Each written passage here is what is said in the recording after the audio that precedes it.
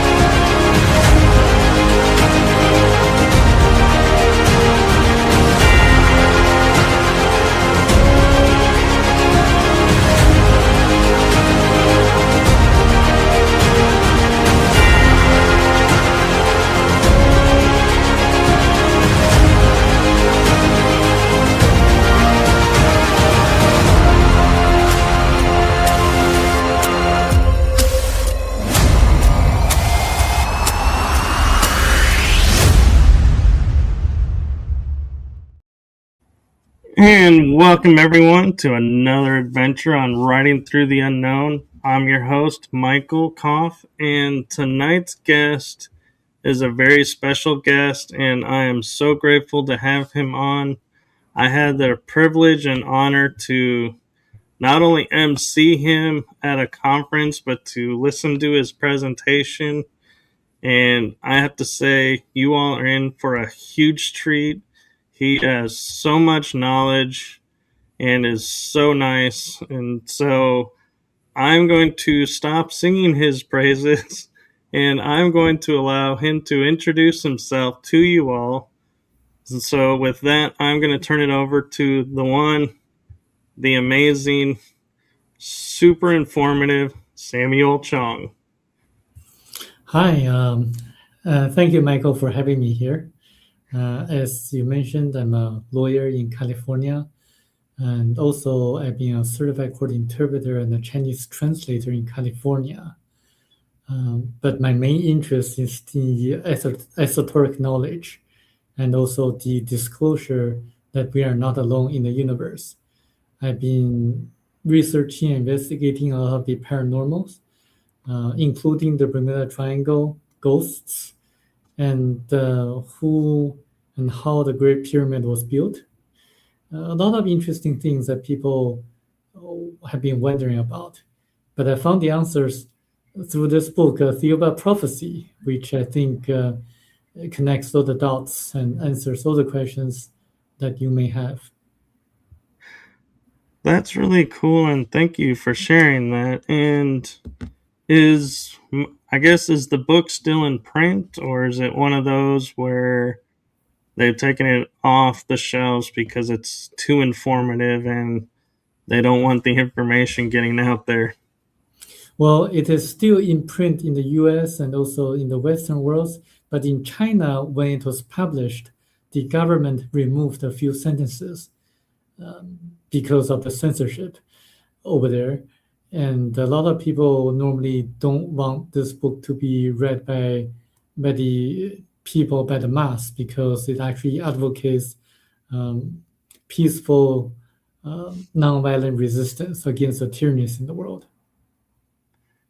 Which is much needed right now. And I know you most likely have been asked this many times, but if you'll indulge me, I'm going to ask anyway. How does a lawyer and a court interpreter get into the esoterics and all these topics? Was it just you stumbled on the book, or did you have an interest before the book? I actually had an interest before the book. I had a fascination on everything unknown, including the things that I mentioned, the Bermuda Triangle, the pyramid, and life after death, near-death experiences, reincarnation, and also some of the things that are not explainable. For example, I've been researching people who have ESPs, extrasensory perceptions, or special abilities to see through a person's body and to predict the future. And I did a lot of research on that, and I think this book answers a lot of the questions. And also, as a lawyer, I want to really convey such messages to my colleagues or my peers who really need such a spiritual message, because they actually want to earn a lot of money and make a living out of the people. But I think um, the purpose of life is not financial, not materialistic, but spiritual. We should follow the teachings of Christ to be spiritual, as well as the Ten Commandments in the Old Testament of the Bible. And because when we die, we do not take away any of the wealth that we accumulated. We take away the spiritual lessons. That is beautifully said. And with that, I'm kind of curious because I don't think we covered this in your presentation at the conference, but what is your thoughts on who did build the pyramids and how? Well, it was actually built by people who had knowledge, ancient knowledge, actually from ancient civilizations that disappeared. We did have two continents that existed in the ancient past, one of which was Atlantis, and the other was Lemuria. Lemuria existed in the Pacific Ocean, and Atlantis existed in the Atlantic Ocean. And it was a very wise and learned person from Atlantis called Thoth who built the Great Pyramid in Egypt. He was not a god as what the Egyptians now believe.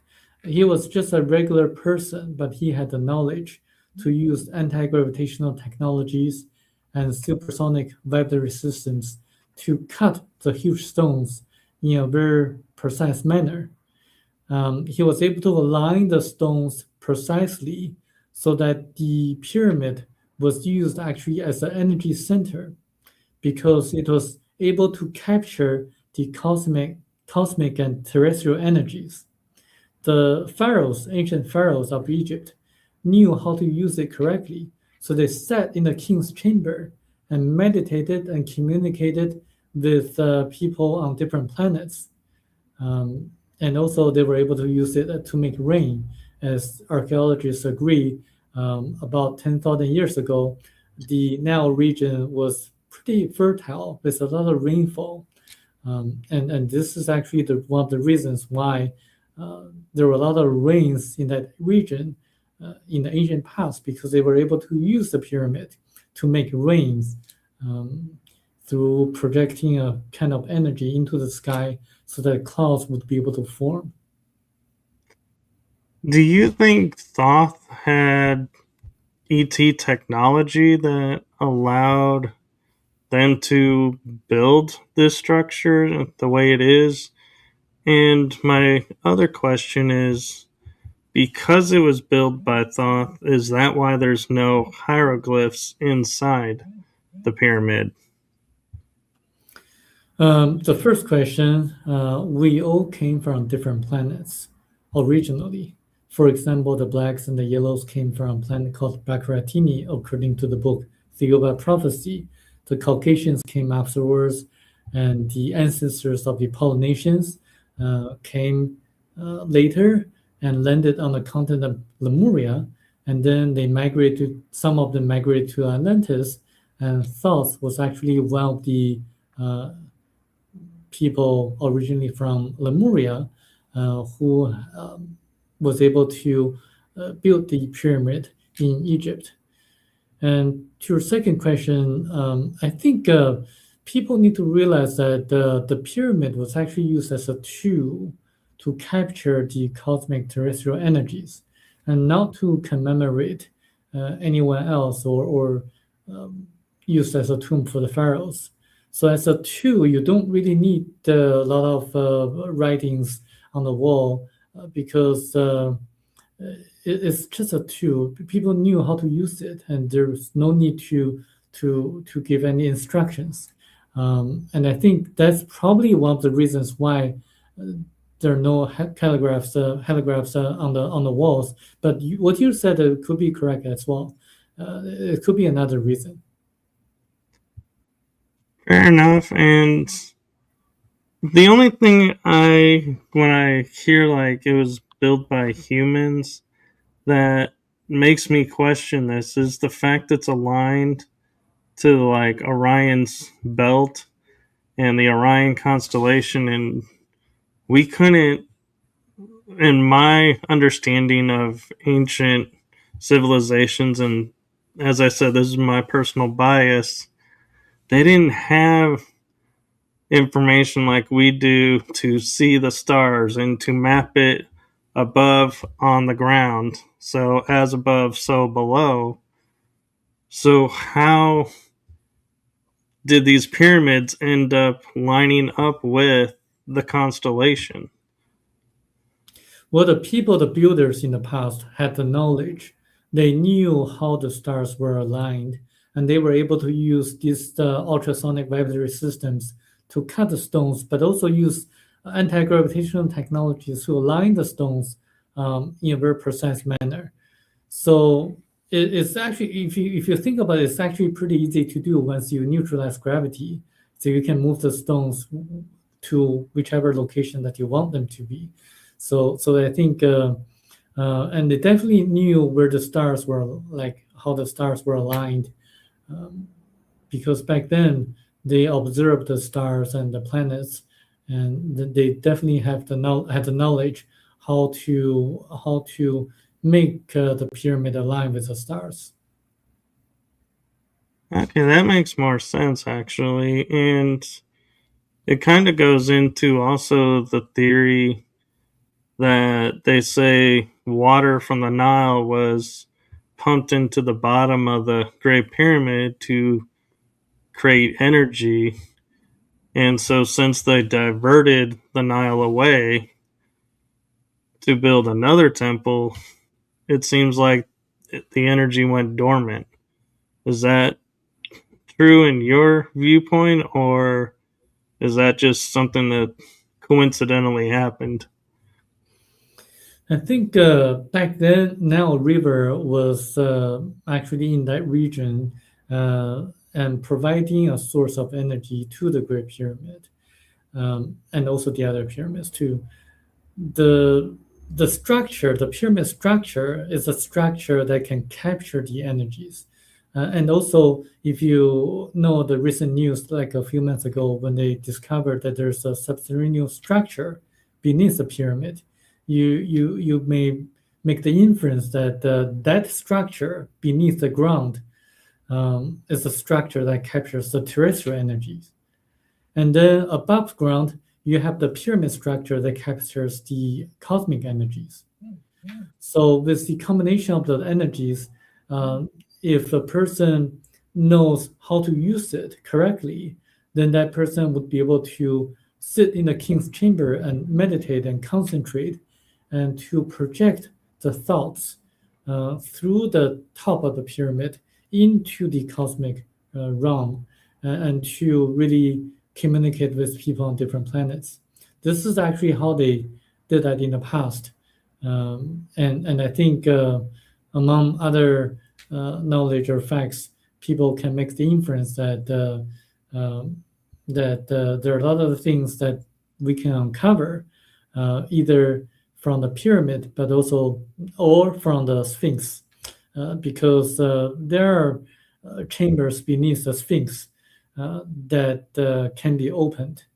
And according to Edgar Casey, as you know, and also according to other psychics, Michel de Marquet, the author of the book The Uber Prophecy, also says that the ETs tell him that once the three chambers beneath the Sphinx are opened, then everything will be known. But they only can be opened when we are ready. We are not ready spiritually yet. I agree with that, and I do hope the day comes soon, though. And an interesting theory that I've heard tossed around a lot is Egypt was created by survivors of Atlantis. Do you think that it is survivors, or do you think actually Egypt was a part of Atlantis and that the continent was bigger than we thought it was? Well, Atlantis was a continent in the Atlantic Ocean, and Egypt was actually created by some of the survivors from Atlantis. Some other survivors went to Greece. So if you look at the Greek language, it's actually the language very similar to the language used in Atlantis. So there, but unfortunately, the continent sunk into the ocean, and since the burning of the Library of Alexandria, a lot of the knowledge was lost. Actually, when Moses was around, there were still schools that taught esoteric knowledge, knowledge that can help people to perform magic such as the magic performed by the magicians of the pharaohs of Egypt, as documented in the Old Testaments of the Bible. But afterwards, the knowledge was gradually lost. So by the time that Jesus was born, basically on Earth, very few people knew or had the knowledge to perform magic. So there's a lot of interesting facts that people can learn from that book. It's fascinating. And you raise a good, interesting point with the Atlantean survivors going to Egypt and Greece because in history, Greece in the Ptolemaic age ruled Egypt, but they seemed to get along. It wasn't like a major conflict and they were constantly, you know, jarring and trying to fight and get freedom. It was like they just accepted it. Then when it was over, they're like, okay, we're back to just Egyptians. And so could that be why? Because they had that common ancestry connection that they were like, okay, we're going to be partly Greek now. Cool. Yes, that's actually one of the reasons. The other reason was that people on the continent of Lemuria and Atlantis were highly spiritual and peace-loving people. So they did not want to have wars. And Thoth, actually, when he felt that they were ready spiritually and materialistically ready, this is the reason he built the Great Pyramid in 9 years' time. As you see, only when people were spiritually ready and technologically ready were they able to build a pyramid. And this is the reason why when in later years when the people in Latin America tried to imitate in building the Great Pyramid, they were not able to do that because they lost the technology, and they were not really spiritually ready to build a pyramid as great as the Great Pyramid in Egypt. So as you see, the later years, the pyramids were not as great as the ones that they built before. Okay, and I have an interesting question about Lemuria. If we can sidestep over to the Pacific for a moment, and that is, I hear it referred to as Lemuria, but also Mu. And so, is there a difference between the two, or why is it under two different names? It's actually the same. It's just the two names that people call the same continent.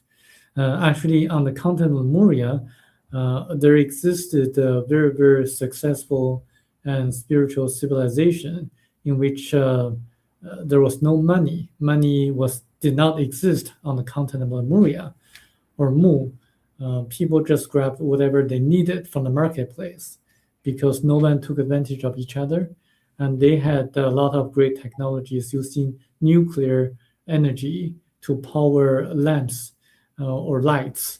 They also knew how to use anti-gravitational technologies to build a pyramid that's 3 times as great as a pyramid in Egypt. They also built the moas, the statues on Easter Island. So this is why when you go to west of Chile, go on that island, you're going to see that even with modern technology, it will be very, very challenging and difficult to duplicate the moas, the statues on Easter Island. That's actually one of the remnants of the ancient civilization of Lemuria. So, do you feel the Moab statues are they deities, or do you think they're statues of actual Lemurians? There are actually statues to commemorate the ETs from Theoba or Jehovah, this in which the author Michel Marquet encountered. Because in the ancient past, as I mentioned, the people on Lemuria, they were highly spiritual. They were ready to make the contact with extraterrestrials. And the extraterrestrials were in frequent contact with the people of Lemuria. So they actually built the statues, the moas, to commemorate or to remember the ETs that were in contact with them and actually help them to colonize parts of India. So this is why when you look at some of the paintings in India, you see a lot of gods and goddesses who appear to be on chariots of fire, or maybe they appear to be either not male or not female. They're kind of like gender neutral. So there's a reason for that. If you read the book, you're going to realize the reason for that. Okay, I'm definitely going to get this book. And one thing that I'm curious your viewpoint and opinion of is there's a lot of talk about Atlantis and the theories of why it sank. But when you ask people about Lemuria, they just say it sank. Why is Atlantis more like controversially sought than Lemuria? One of the reasons was that on the continent of Atlantis, there existed a race that's the Caucasian race, and there are a lot of legends and stories on how what happened to that continent. On Lemuria, it's actually sunk into the ocean earlier than Atlantis due to a natural disaster, earthquake, in which the author actually went to the past and saw actually what happened. And it's purely a disaster that they did not really anticipate.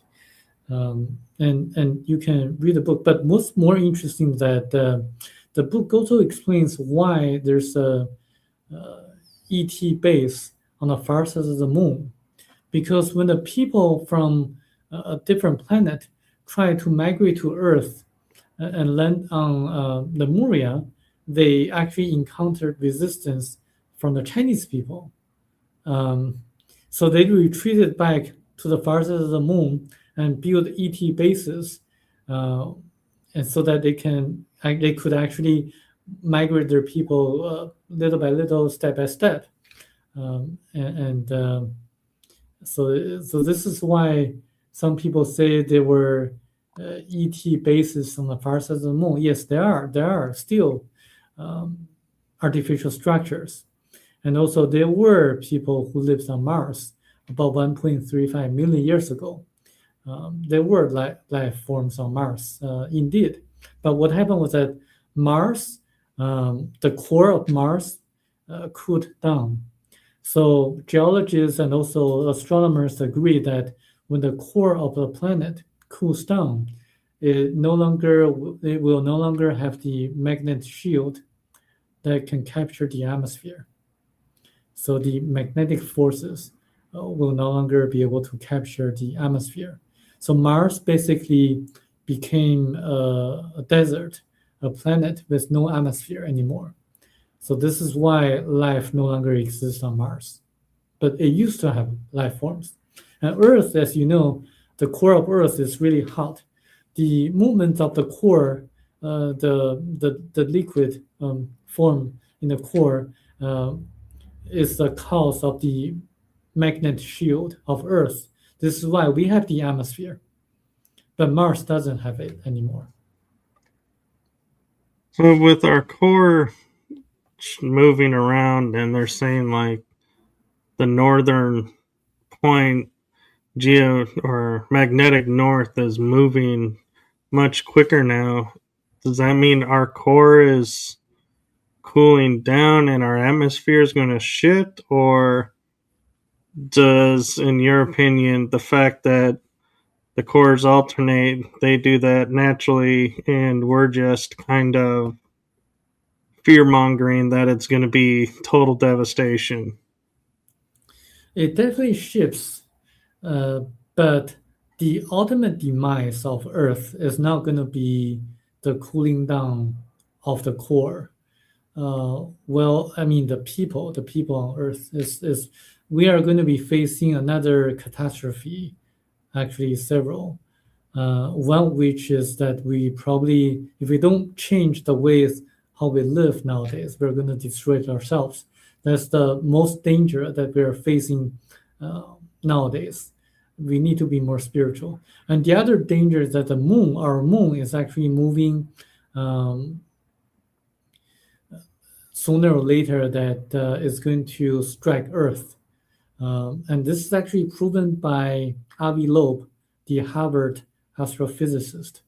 When Joe Rogan asked him about a question about the moon, and he says that very few people talks about it, but the moon is actually going to hit Earth sooner or later.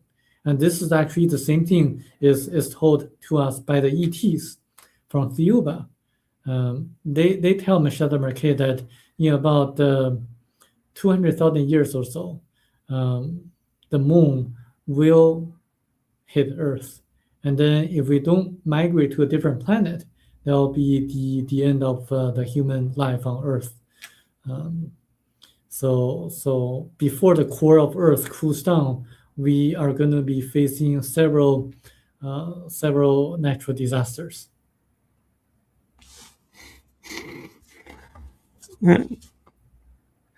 Wow, that's actually making me think a lot about things, because I know the moon is artificial and was placed to help balance the planet, but I never thought about its orbit decaying and eventually hitting the planet, and so that that is interesting. Wow, I got to think about that. And one question you kind of mentioned, how in China things are more censored, probably, than they are here, even though there's a lot of censorship here. How is it, when there's a sighting in China? Does the government say, like they do here, "Oh, you saw a weather balloon. That wasn't anything," or are they more open about the UFOs? Well, it depends on the period of time that you're talking about. In the early 1990s and the early 2000s, the Chinese government was actually quite open to this kind of phenomena. The official media reported on few sightings and also close encounters with the extraterrestrials.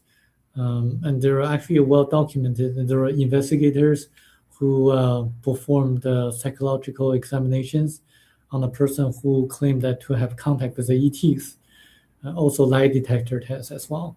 And the official media reported on this, but after a few years, in the last 15 years or so, the government became very, very quiet, and they don't want to report anything out of the extraordinary, or they don't want to report anything that's not in the textbook.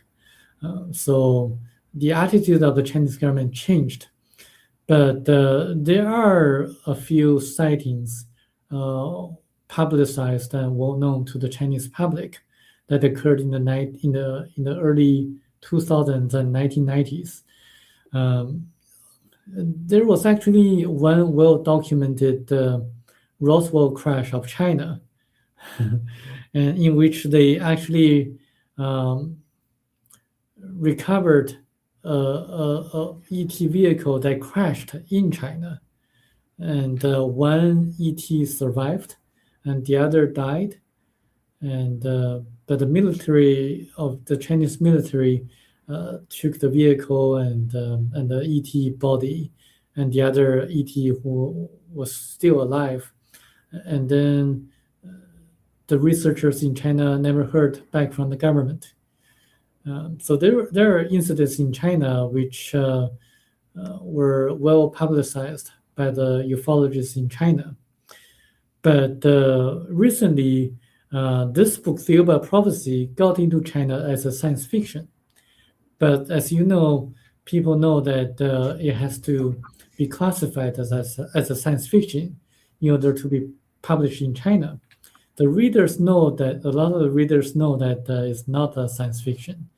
It's actually pretty.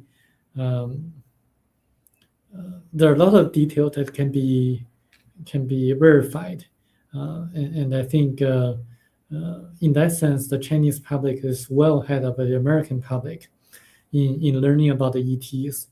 Um, I say that because, you know, in the U.S., people wonder about the reverse engineered results of the ET crafts that crashed in New Mexico or elsewhere.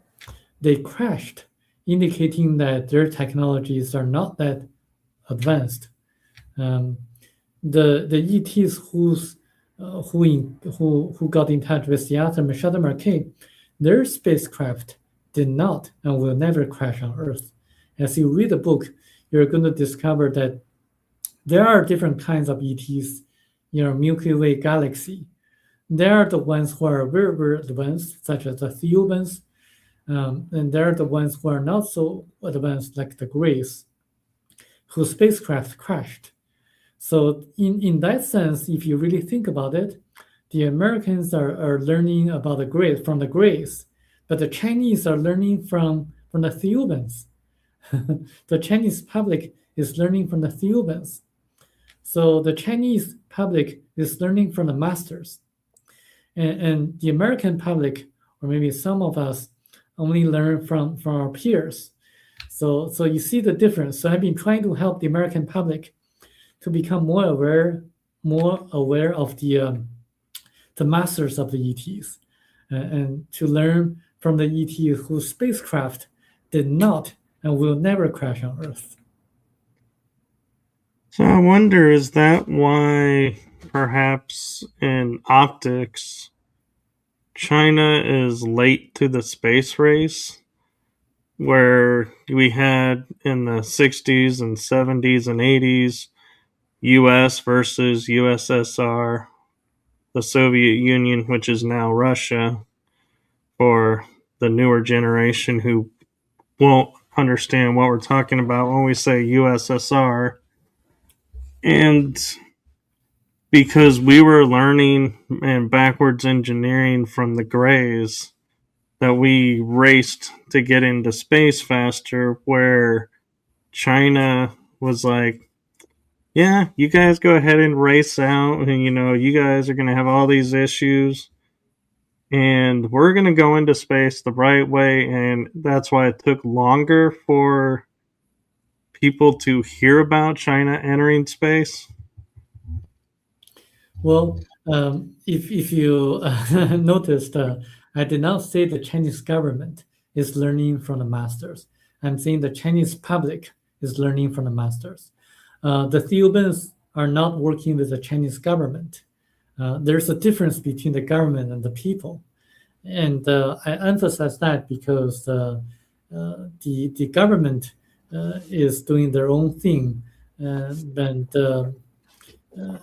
if you look at the great revolutions of the world, they all came from the people, the mass, because the revolutions will only be able to last longer when they have the support of the people. So I say that the Chinese public is learning from the masters.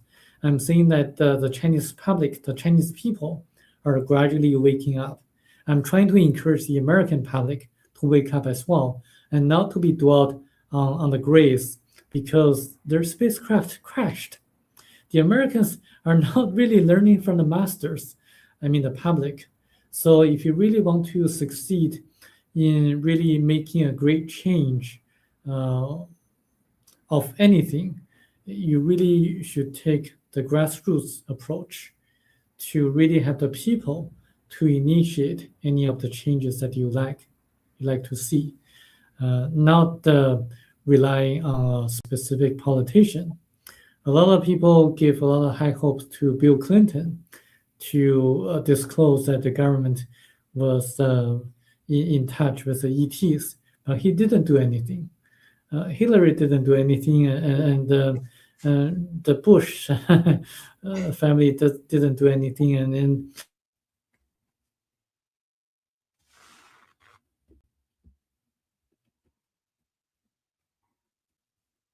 I think we froze.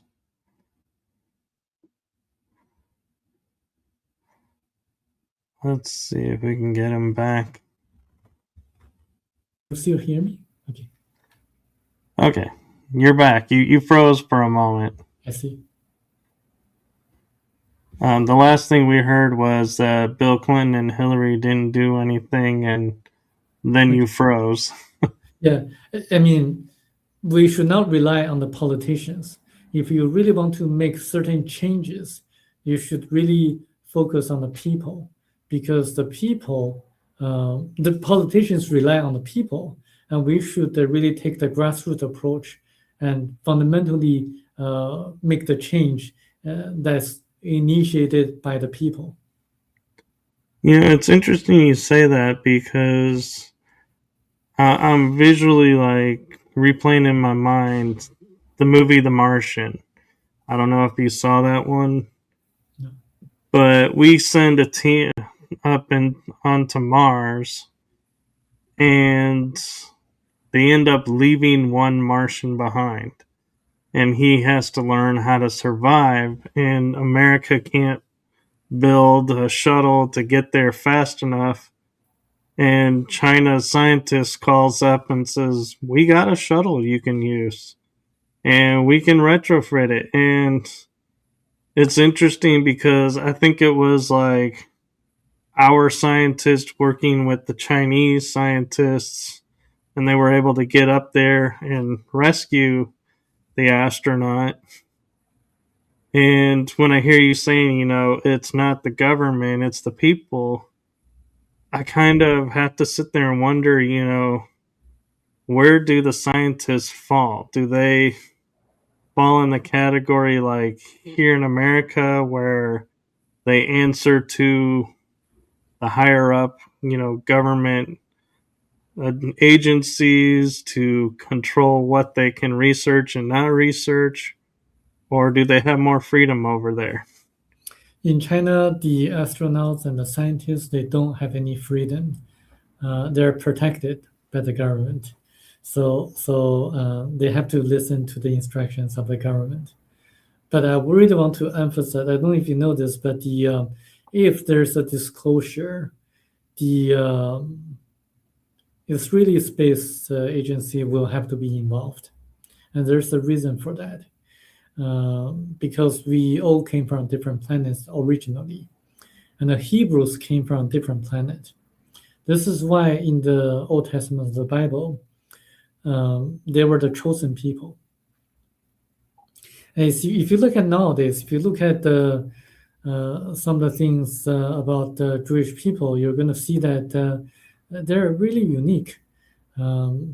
They account for only about 0.2% of world population, but 22% Nobel Prize winners are Jewish people. They excel in the fields that they go into, in the business field, in the legal field, in the entertainment field. So they're statistically significant. Like if you look at some of the statistics, the Ashkenazi Jews in the U.S. they live 5 years longer than the average Caucasians in the U.S. So this is actually statistically significant, and there's a reason for that. Because when you read the Old Testament of the Bible, you're gonna read people who lived 800 years or 900 years of age, and gradually their longevity got reduced, and there's a reason for that. If you read the book Theoba Prophecy, you're gonna know the reason. You're gonna know why the Hebrews were the chosen people. You're gonna know why Jewish people are so unique, and you're gonna know like a lot of the things in the Bible, such as who really destroyed the two cities, Sodom and Gomorrah, and why they were destroyed. You're gonna realize who really parted the sea for Moses, and who really gave the mannas to the Hebrews to eat during Exodus. You're gonna realize like the Star of Bethlehem was actually a space vehicle of the ETs. It's actually proven by astronomers, verified by the astronomers in China, because they saw a star that remained in the sky for 70 days. Because the Chinese astronomers kept a very good record of the changes in the sky or in the stars. Actually, I wrote an article about that, and you're going to discover a lot of things that you really you probably would want to know. No, that's true. And the one thing that I'm curious your thoughts on too is, as we're talking about disclosure and everything, is a lot of people are saying like religion will not survive the disclosure movement because there's so many, I don't want to say lies, but disinformation or misrepresented information that's come through the religious orders over the centuries, that when disclosure comes, that's all going to be revealed. And it's like, I feel like it's going to be humanity is going to turn their back on it. Do you think that's the future of what's going to happen with religion and disclosure, or are people going to find a happy medium with it? I think it really depends on how the current organized religions transform themselves. If they are insisting on being the pastors or the priests that people have to listen to, then they're probably not going to survive, because actually religions is actually a curse on earth. It's actually the number 4 danger on earth according to the ETs. Number 1 being money, number 2 politicians, number 3 journalists and drugs, number 4 religions. And we should be spiritual but not religious, because organized religions tend to serve their own interests. We should be spiritual, meaning that we should follow the 10 Commandments of Moses and the teachings of Christ, and to be kind with one another, and to really be compassionate and love one another. And also during the compilation or canonization of the Bible, certain concepts such as reincarnation were removed from the ancient scriptures. Because if you really do a lot of research, you're going to realize that medical doctors, like scientists like Dr. Ian Stevenson, studied people who remember their past lives, people who can prove reincarnation, the existence of reincarnation. Dr. Michael Newton, Dr. Brian Weiss, and Dr. Raymond Moody all are medical doctors. They all can show that reincarnation exists. The Indians and the Chinese people believe in reincarnation. The Westerners in the US and Europe, they don't, because of the Christianity, the Christian religion, and because they removed the concept of reincarnation from the Bible. This is why people in the Western world don't believe in that. So if there's a disclosure of the existence of the ETs, then it really depends how the religious organizations um, respond to such news. If they become like the roles of mentors or teachers, encouraging people to be more spiritual and to follow the teachings of Christ, then they're able to survive. And I think people need to realize that Jesus and Christ existed in the past, and they were spiritual masters, and we should follow their teachings for sure. Um, but religion is a curse. I agree because it, from my research and personal studies, I found that metaphysics and spirituality are like unity, where religions are like you're either Catholic or you're Roman Catholic or you're Protestant or you're there was no unity. Everybody was fighting against each other, and it's like, what is going on here? You know, and they would be like fighting over the most smallest detail of a story and being like, no, we cannot get behind you because of this. And it's like, so don't. But why, tell people like Jewish are like, you got to marry Jewish. Catholics are like, no, you can't get along with Lutherans. I've never really understood why they want such division. Yeah. This is why, like, if you really want to know why there are so many wars and divisions in the world, there's another book that I would recommend you to check out. It's called 334 Lies. Uh, I'll just leave it there because it's a very disturbing book. Talks about how the author of that book became the highest degree chair of a secret society that was founded in Germany.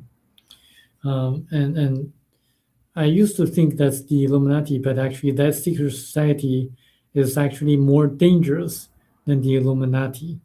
They have psychic abilities, but they use their abilities in the wrong way. They had the knowledge using a specific form of astrology and numerology to see the past and predict the probability of the future. They manipulated politicians and business leaders without them knowing that. So it's a very dangerous organization that the author revealed. But that's a different story. But it's probably too advanced for most people. But it's a very disturbing book. Sounds like it. And I'm curious to hear your thoughts about, where and how you feel disclosure will happen versus how you would want disclosure to happen. I think, given the fact that most people want to hear or they want to hear that the ETs are a threat. I mean, a lot of the military defense companies, they would like to portray the ETs as a threat so that they can make more money, get more money from the defense budget, from the government. I think it's probably going to go into that in that direction, posing ETs as a threat in that way. But I'm working on different direction, just to really empower people with the right knowledge that ETs are not a threat to us. And I think we need everyone to join the force and to awaken the people, enlighten the people, so that they can have the right knowledge. Because if the ETs really want to invade us, they would have done that long time ago. They wouldn't have to wait until now. And I think the defense companies need a lot of money now, so they want to post that as a way to do it. Right. Yeah, that's true. And I have an interesting theory. I'm interested to hear what your thoughts on it would be, and that is like Lemuria and Atlantis. It was recorded they sank into the ocean, but yet we can't find definitively where they are. So, is it possible that instead of sinking and being destroyed, that they somehow energetically shifted from our level of the earth and are like now in like Agartha or inner earth, and they left the main planet surface because, like you were pointing out, we had gone away from peace and spirituality. So, to preserve their way of life, they left. Could that be more accurate of what happened to both of those cultures? I definitely hope so, that they survived the catastrophes. However, it's very unlikely that they moved their entire civilization to elsewhere on Earth. Uh, there are archaeological findings or structures in Latin America that puzzle people nowadays. And also the fact that the ocean, the Pacific and Atlantic Ocean, are oceans are the least explored areas on Earth. Um, I think if we really explore the bottom of the ocean, Atlantic Ocean or the Pacific Ocean, we will be able to find evidence of the ancient civilizations. Um, it's just that we haven't really fully explored the bottom of the oceans yet. I definitely would hope that there are people who survived the catastrophes. I have not found any verifiable evidence on that yet.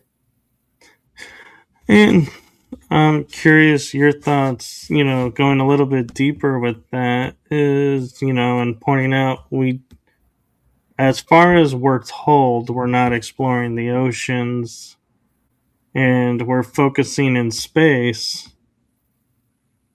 Why do you think that is, in your opinion? Why wouldn't we want to explore our planet more and learn, if there's, places we could live like in the ocean and, expand our horizons that way? Why are we so driven to go into space instead of the ocean?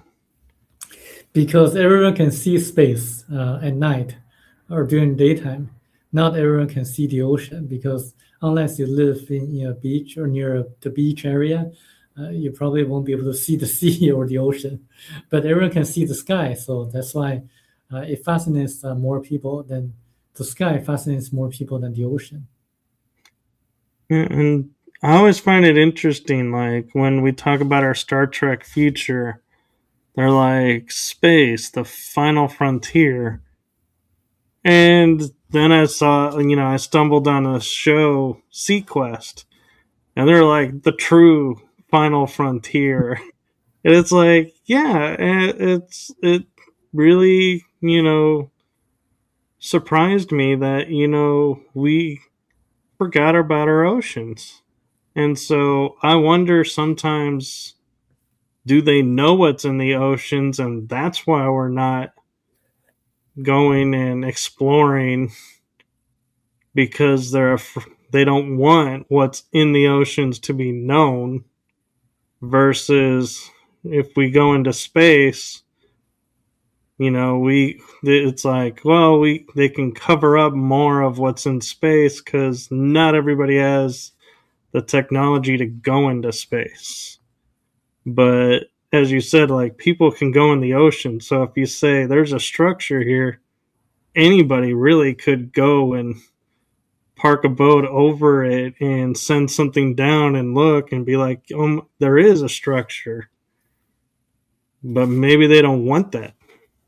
I think technology is actually one of the obstacles, the limiting factor, because you have to have the technology to bear the pressure of the water in deep ocean. So, in order to discover any of the evidence of ancient civilizations, it's actually, I don't know. I don't have the answer actually. That's okay.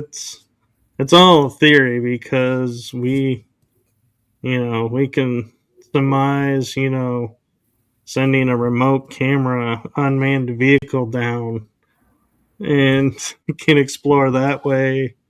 And so, but that costs money and costs money to go into space. And so it's like, yeah, it kind of in your mind, you're like, it's a 20/20 or 50/50, which way you want to go. But yeah, it just, and I wonder, could the ETs be behind also why we don't look at certain parts of our oceans versus there are certain spots in space we don't look because of the ETs. Could that be why? Um, I know there are UFOs or UAPs in the ocean too, and because water is really not a barrier for their technology, um, and also their locations in space that they come in and get out of Earth. If you read the books written by David Paulides, the Missing 411 series of books, you're going to realize that there are portals or warps in space that the ETs take advantage of, and then they come in and get out of Earth from those portals. It's actually also mentioned in the book Theoba Prophecy.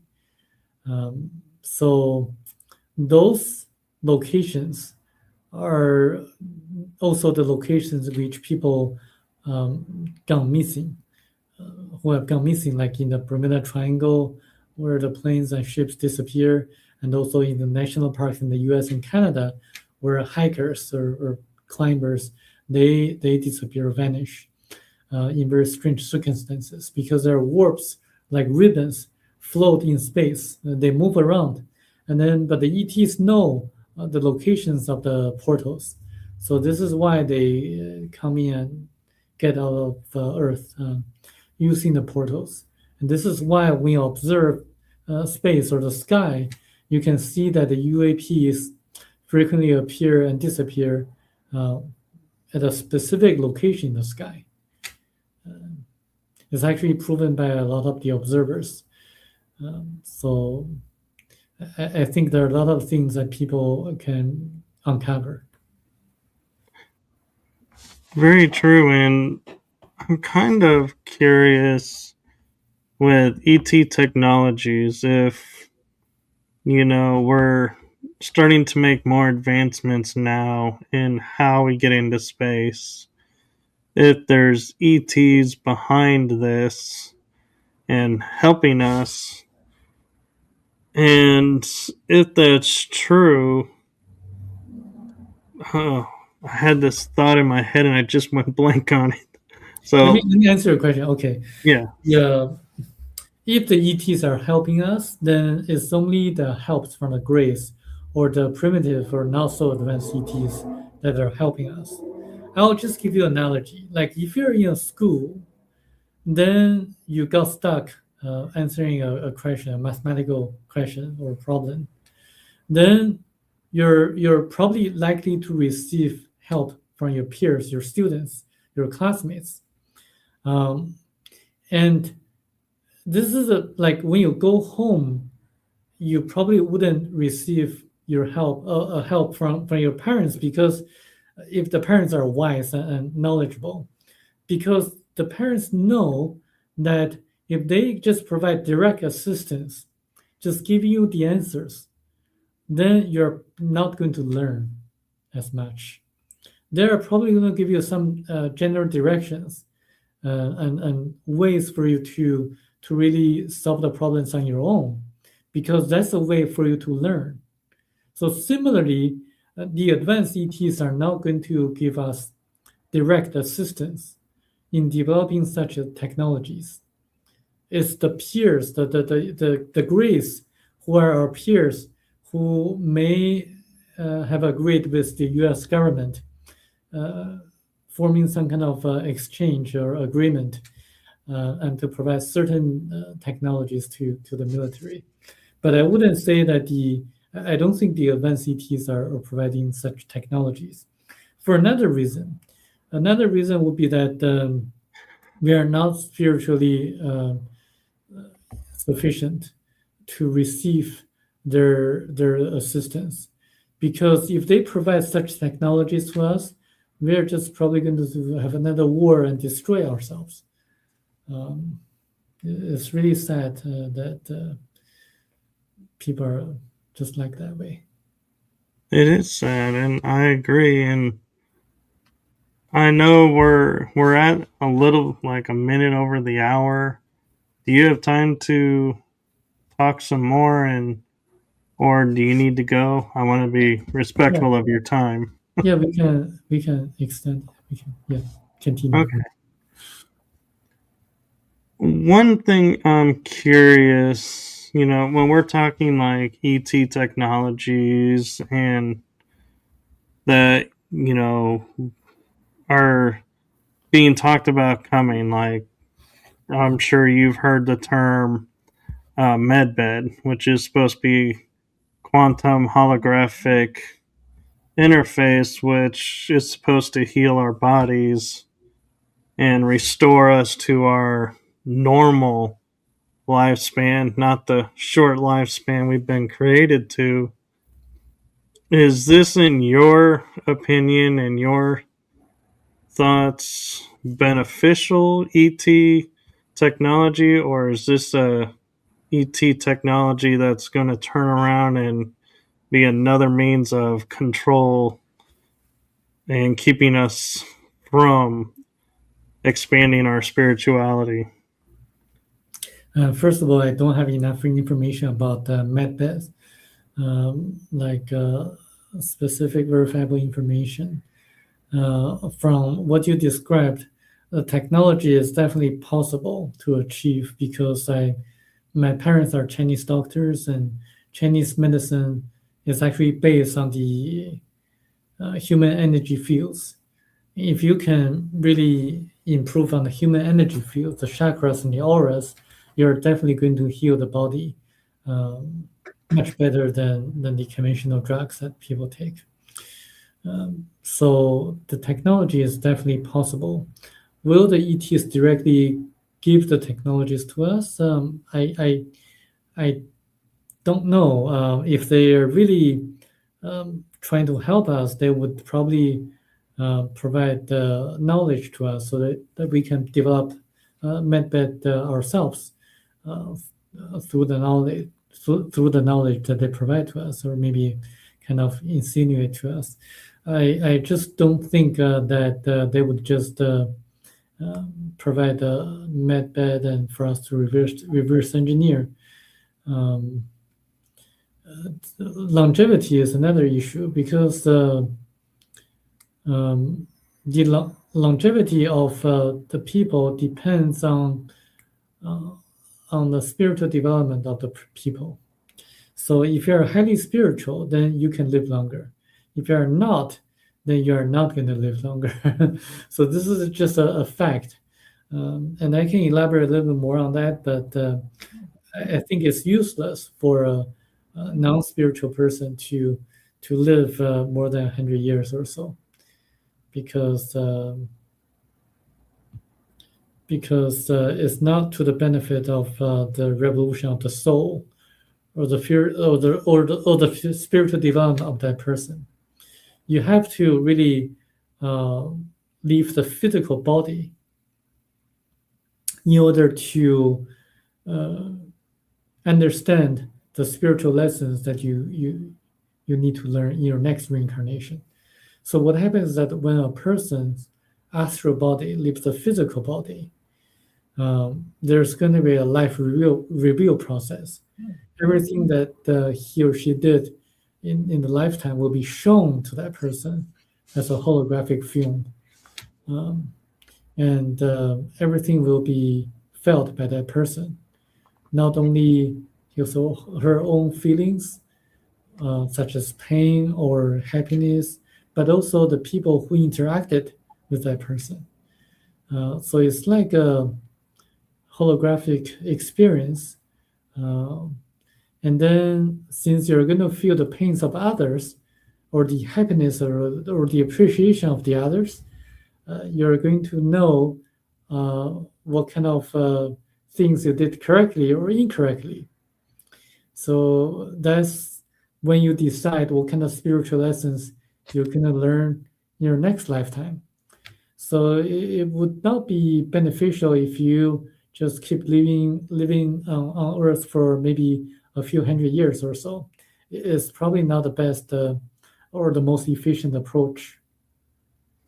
That makes total sense. And I'm curious with your background and your studies and cultural background. I don't know if you're into the astrology or not, but what is, in your opinion, as we're kind of dipping our toe somewhat in disclosure, that it happens that this year is the year of the fire horse?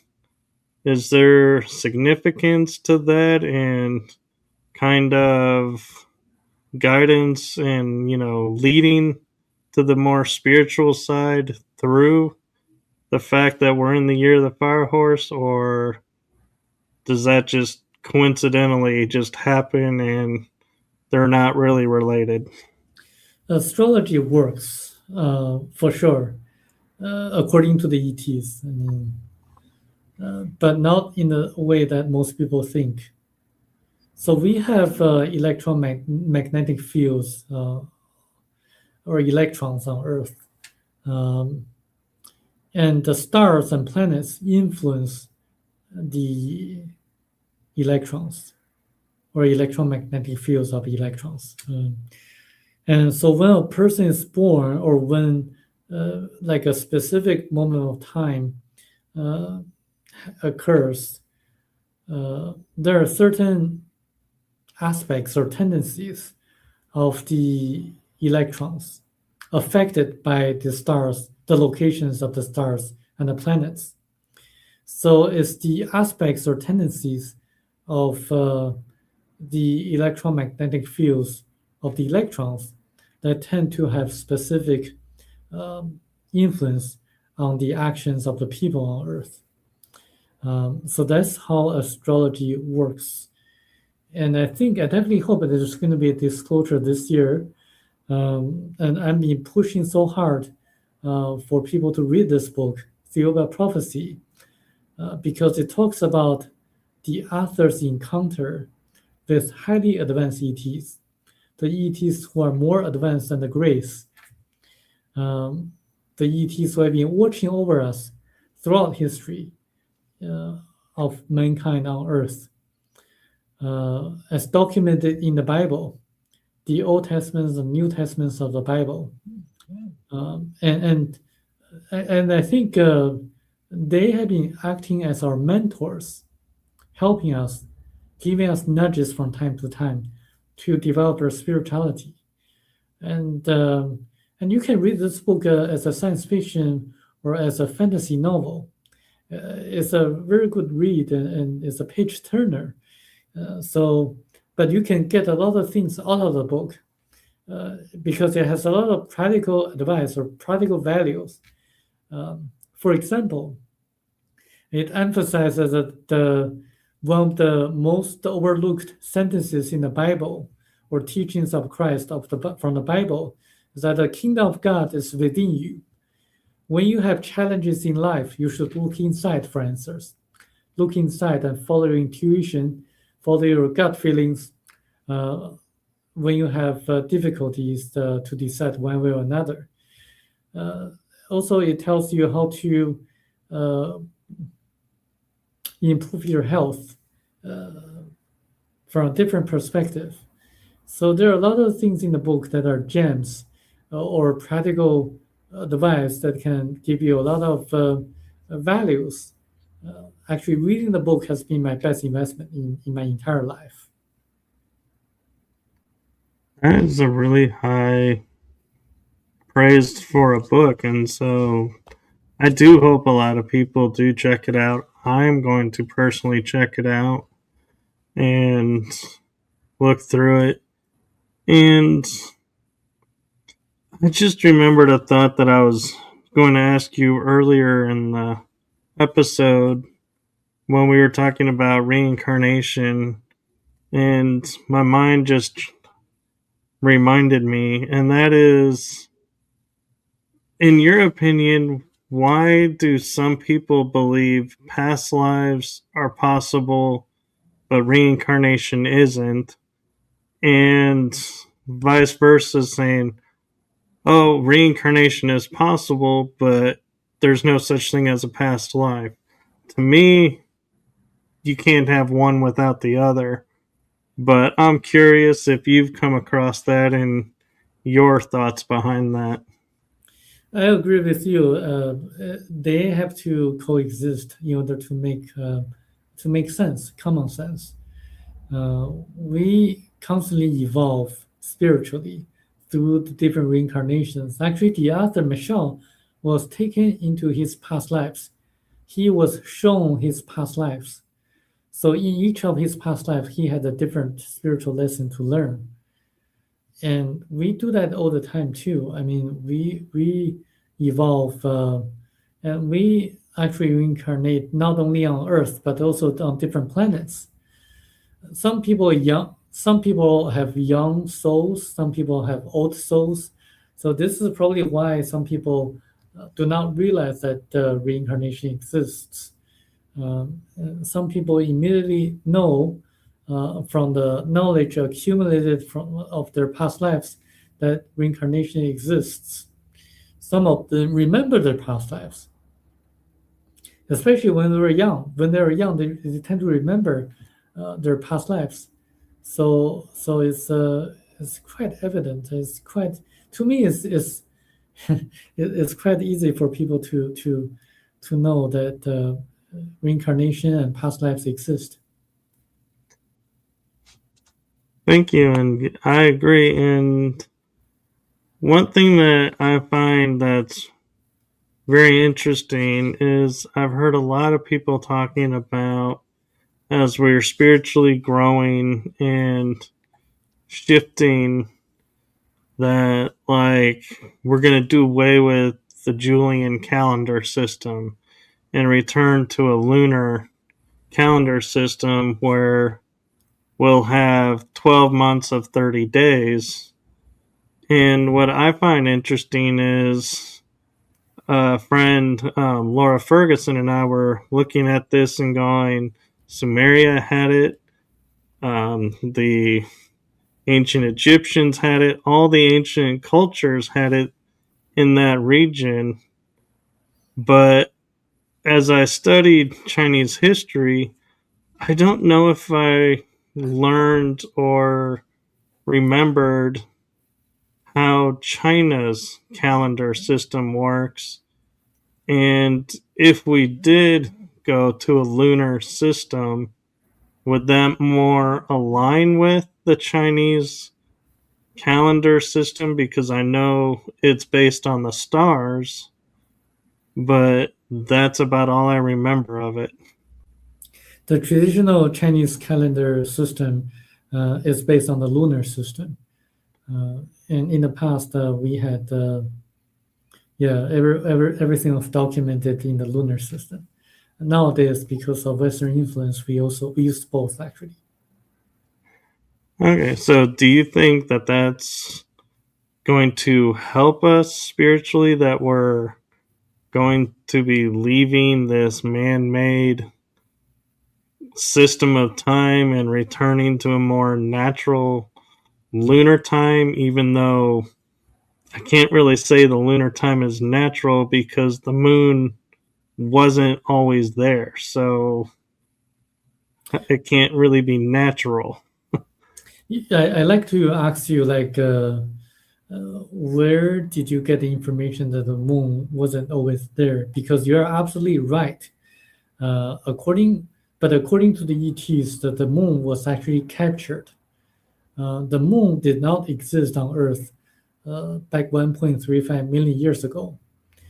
However, like I would say, I forgot the number of the exact year, but just a few thousand years ago, or maybe longer than that, moon appeared and it was captured by Earth. Um, and you can use artificial to describe the moon, because it's in Earth inherently different from Earth.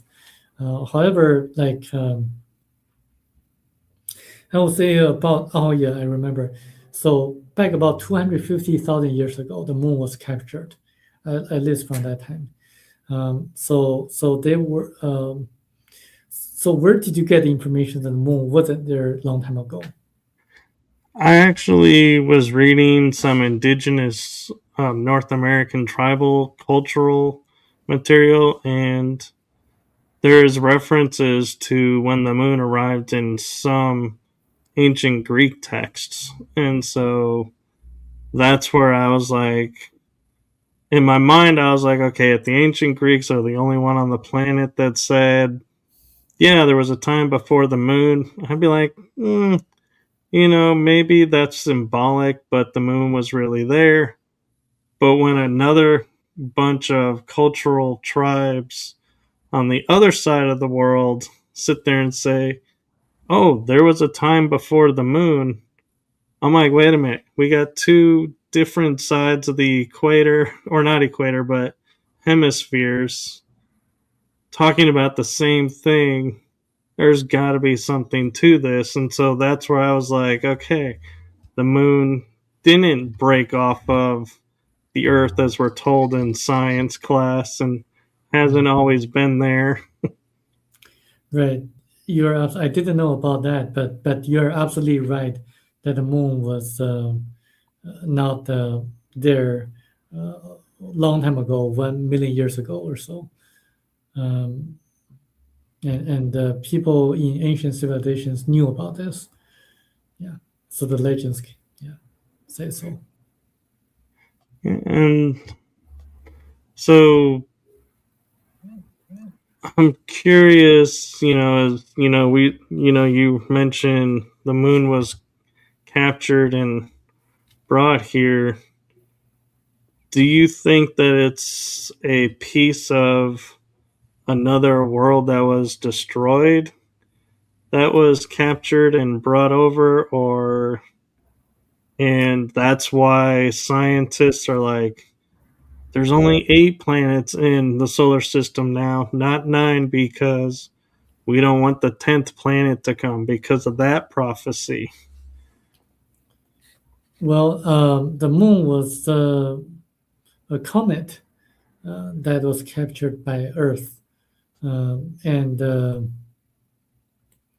and I would say read the book Theory of Prophecy, and you understand why there are basically 9 planets, or 8 or 9 planets revolve around a star, like our solar system, and why there are like 9 stars that revolve around a bigger star until the center of the universe. So this is actually a pattern of the universe yet to be uncovered by astronomers.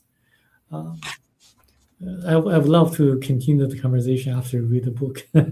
Yes, and I'm glad I didn't read the book because I feel like a lot of my questions might have been skewed differently, and so. Yeah, Uh, but yes, I'll definitely will do that, and I'm gonna take a moment and see. While I'm looking something up to share with everyone, yeah. do you mind? Do you have a message or anything that you'd like to share with everyone that you would hope that they would take away from this and maybe do some more research into this? Yes, the ETs tell us that the number one danger on Earth is money. So, as you see in this commercial world, everything revolves around money. So, if you have a way to cure cancer, but if a company cannot make money out of it, the company will have no incentive to promote such method to cure cancer. Instead, they would tend to develop uh, pharmaceuticals that would cost hundreds of millions of dollars to really treat the symptoms of cancer and not necessarily cure it.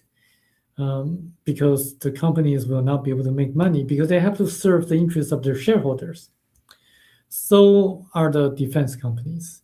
They have to serve the interests of their shareholders in order uh, to they have to create divisions in the world and to sell their weapons and to create conflicts.